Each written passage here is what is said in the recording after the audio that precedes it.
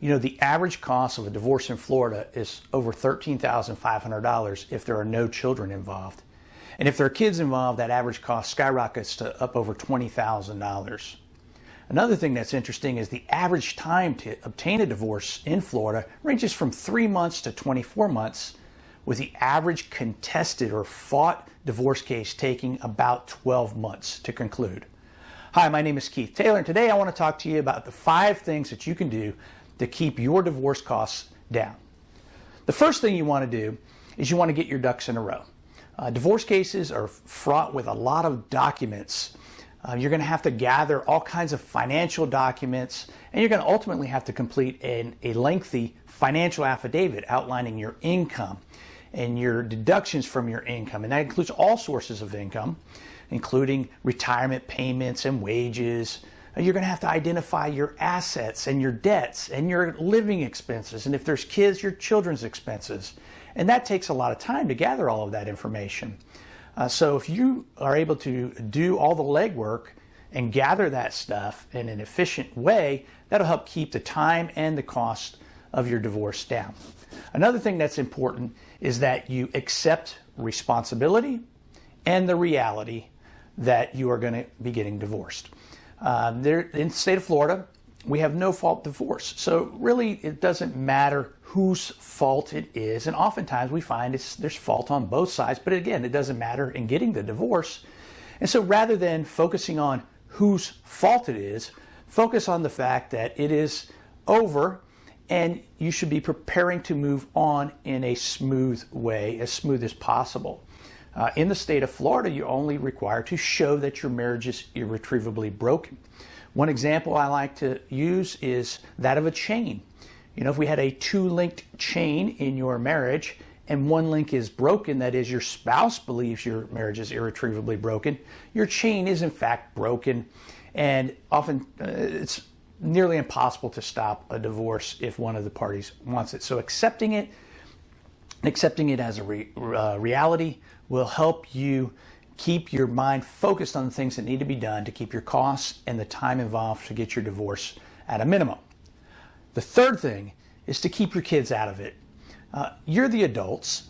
Be adults and recognize that the divorcing of the kids' parents is a very traumatic thing for them. And the less that you can involve them in that process, the better they're going to be, the better you're going to be, and the better you'll likely get along with your spouse from whom you're divorcing, because the kids will continue to maintain a great relationship with each parent, even if you're no longer married to each other. Fourth, you should be prepared to give and take. Nobody gets everything they want in any type of case, and certainly not in divorce cases. And what you need to do is look at the big picture things, and as they say, don't sweat the small stuff. Inevitably, there are some things that have sentimental or emotional value, but have very little financial value.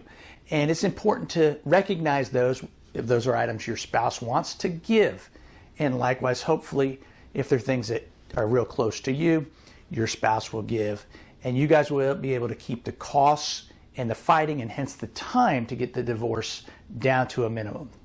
And lastly, today I want to share with you is you need to get to know what the appropriate documents are that you will have to file in order to get the divorce, and the appropriate timing and order of filing those documents. Now, the Florida Supreme Court has put together a packet full of documents and full of instructions, and they're designed to allow people to pursue and obtain their divorce without getting the assistance of a lawyer. Unfortunately, they're not real clear, but you can, if you study them, handle this on your own, and you can keep the costs down significantly.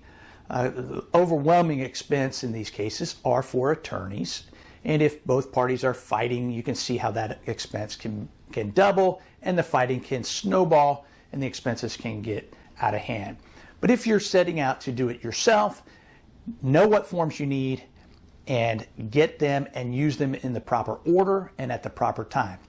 Or if you don't want to do that, if you retain an attorney, be sure you get one that is qualified and experienced in these matters, and that they are looking out for your best interests. You know, the cases can become very expensive, and you want to make sure that the attorneys are doing things that are in your interest so that those costs can be kept down and fighting kept to a minimum if it's at all possible.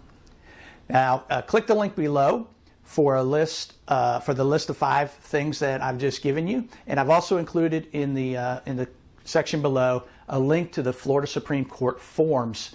You can click on that and start your journey and get the forms and the instructions if you wish to handle this matter on your own. If you have additional questions about divorce law or other legal topics, of course, drop them in the comments below. And don't forget, like this video and subscribe to our channel.